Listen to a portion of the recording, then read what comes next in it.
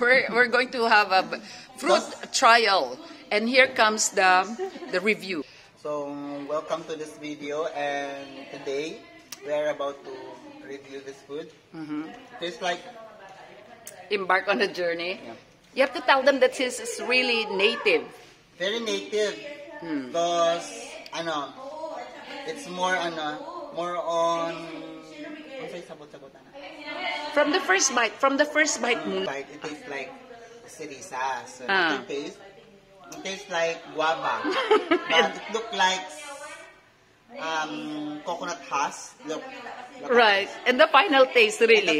And the final taste,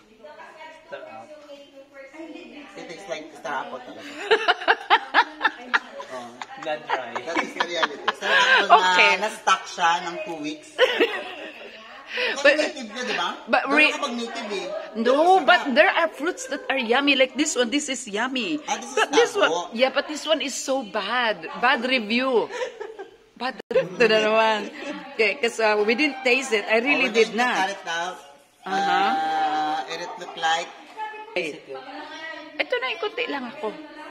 it tastes so good. Wala talagang lasa.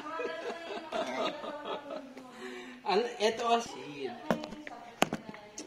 Something is not right in this, Kainin ko yung itong loob. Yeah, that one. Yung mga yan.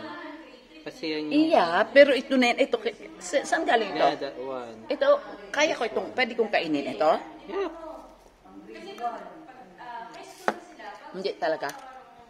Ito, hindi talaga ba? I know, wala tatalo sa tabo, but, some...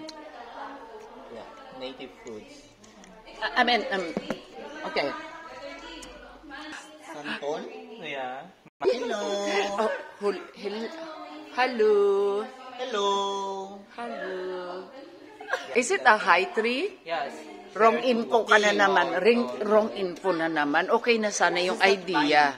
Right? It's not a vine. It's not a... Yeah, it's okay na sana na talaga when we go out for a hike or we feel like we're out, like lost in the forest, then we have an idea. Yeah, you know that Okay, yes, you know what? edible.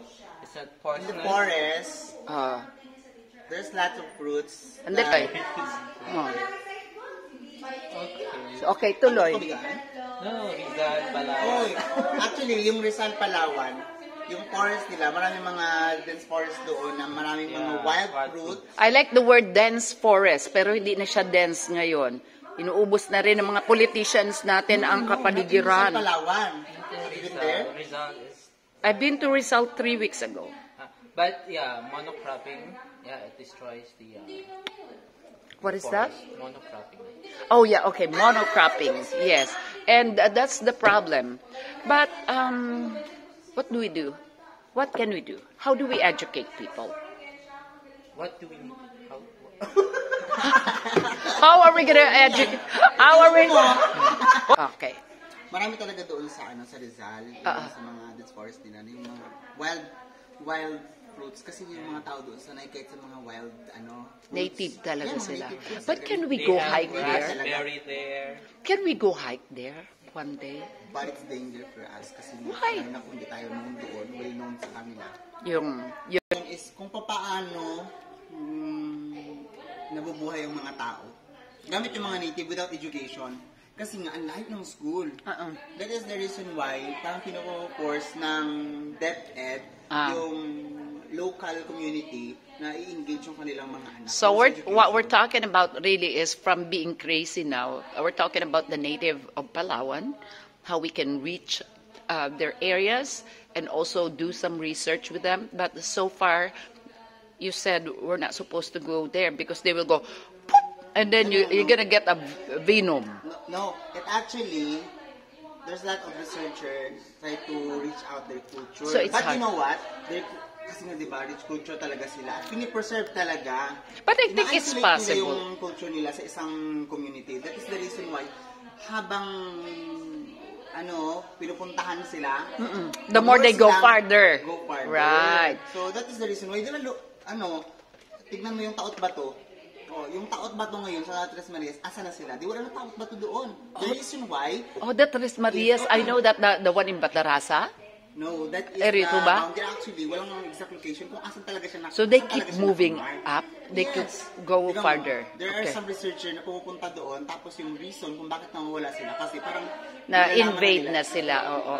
So for me, I mean, like, of course, if really you want to preserve your culture, your practices, siguro one time lang na visit. And then, ano siya, yung blindfold. Para hindi niya alam kung saan magpunta. Actually, hindi ganun yung nangyayari. Ano nangyayari? This is founded, this is real. Di ba yung sa yung sa biyahe ni, I forgot. Ni Andrew. No, parang biyahe ni Juan, something like that. Meron din yan. Parang yan sale ng Philippine Airlines, biyahe ni Juan. Iyan ako ha. Sige. Because when you say naka-rely sila sa native, kung anong, whatever they have there. Walang kamwat na Correct. In environmental science or in our climate discussion, they always say in North America, Europe, and whatever, the net zero. That you should not be expending any energy. When in fact, yung mga countries na yan ang mga nagsasabi, kailangan ingatan natin ang environment. But they're the one that expend more. Yes. Yung mga sasabing mayayaman, sila ang nagpa-private jet. Hindi na nila magugustuhan yung vlog ko. Diba? Pero when we educate our people, tell me. One, and then you. We're not gonna tell your name. People live in the No, the one in the city. Okay, actually, yung mga nakalive yung mga naniraan talaga sa city, parang they know how to live with their culture na kung saan crowded people, crowded place. Pero kasi, yung practices kasi ngayon, sila mismo, sanay sila doon. Pero yung mga culture na in-isolate yung kultura nila in order para native to be protected, to be preserved. Well preserved. Talagang in-isolate nila sa bundok. Pero sana, parang pagrespeto doon sa mga nasa tribe, yung mga nasa city, dapat dapat alam nila yung boundaries. Kung gusto nilang malaman, nasa kanila lang, parang gawan nila ng formal content. Hindi yung for content for the views. So ito, paano tayo ngayon kung gusto natin silang, we don't wanna, how do you call that? Wait lang. We don't want to abuse them, but we want to reach out to them, not because we want to educate them. They are not educated per se in the book, but the way they lived, I think they're more educated with regards to keeping the environment healthy and clean. Agree ba kayo dyan sa part na yan? Yeah. Yes. Why is that? Why do you think you agree to that?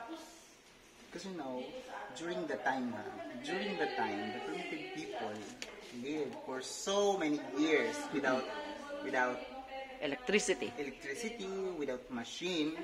But the question is, why would not engage in such a technology?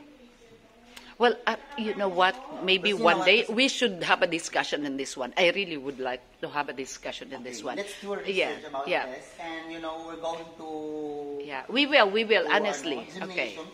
Say bye-bye. Hello. Bye. Bye, people around the globe. And for today, we're going to close this discussion for the special program. We will, promise. Thank you for your take on this.